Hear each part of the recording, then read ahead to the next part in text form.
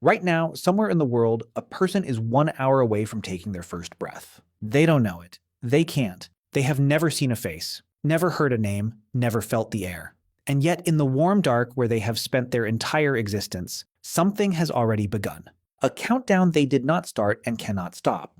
Here is the part almost nobody thinks about. Long before anyone is ready, before the bags are packed, before the lights of the hospital, the body in that final hour runs a sequence so precise, so ancient, that it has not meaningfully changed in millions of years. It is not chaos. It is not random. It is a handover. The most delicate handover a human body will ever perform. The moment it stops being one life and becomes two. For almost all of human history, we had no idea what was happening in there. We guessed, we prayed, we told stories.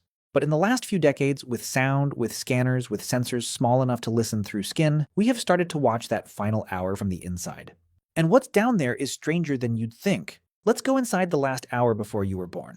Start with this. By the time that hour begins, you are not a blank page. You are already a person who has been busy for months, practicing to be alive. And the very first thing you ever learned to do was listen. Your ears were working long before your eyes. While the world outside was still just muffled pressure and warmth, sound was already reaching you.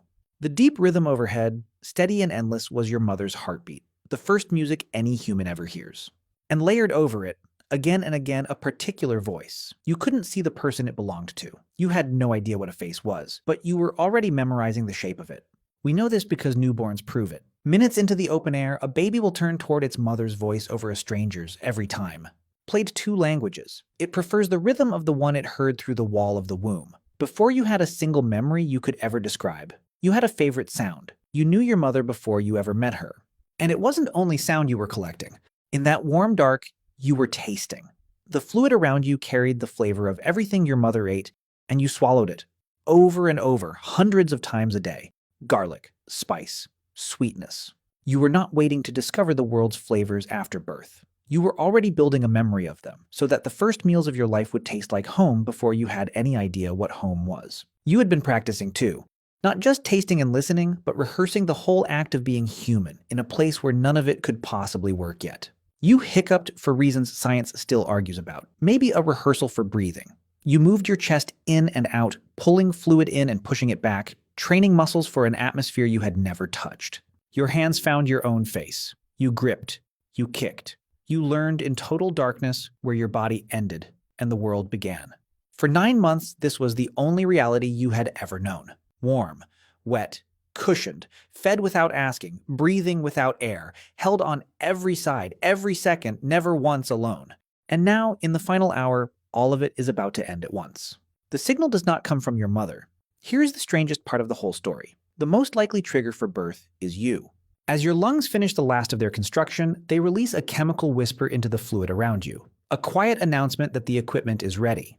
That signal helps tip the body into labor. In other words, the single most important deadline of your mother's life may be set in part by the readiness of a person who cannot yet open their eyes. You knock on the door from the inside, and the world begins to move.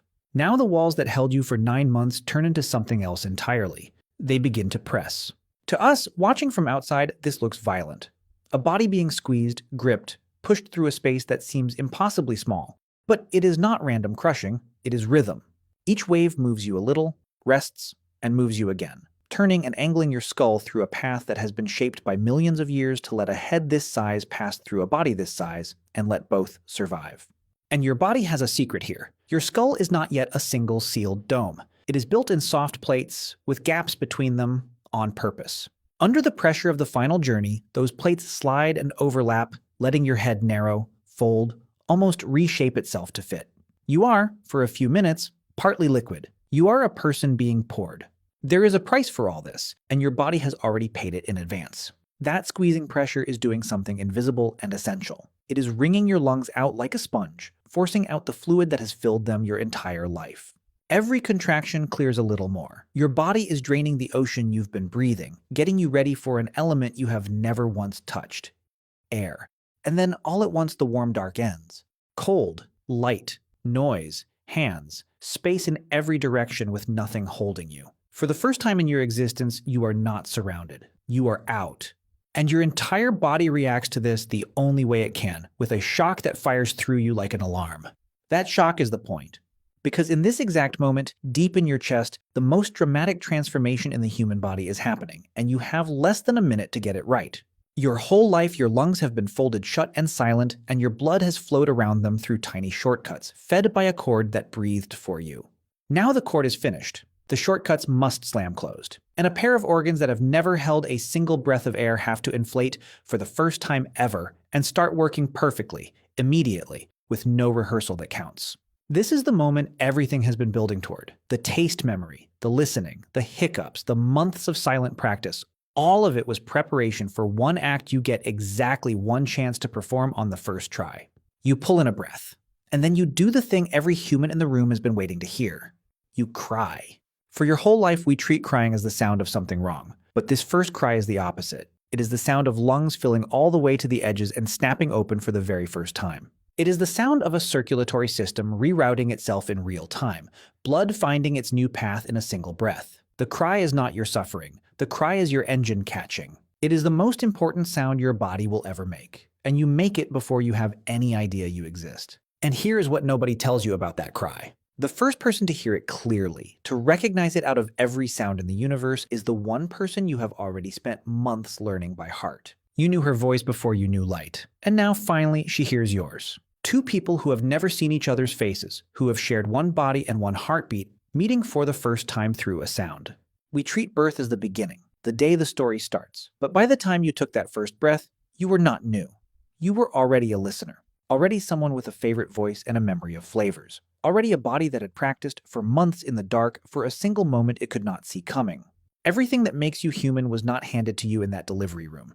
It was assembled quietly in a place with no light, by a body that knew exactly what it was doing long before you had any say in it. For 300,000 years, every single human who ever lived came through this same hour, the same squeezing dark, the same drained lungs, the same shocking cold, the same first desperate perfect breath. Kings and strangers, the people in your history books and the people whose names are gone forever, every one of them was once a small body in the dark, listening for a voice, getting ready.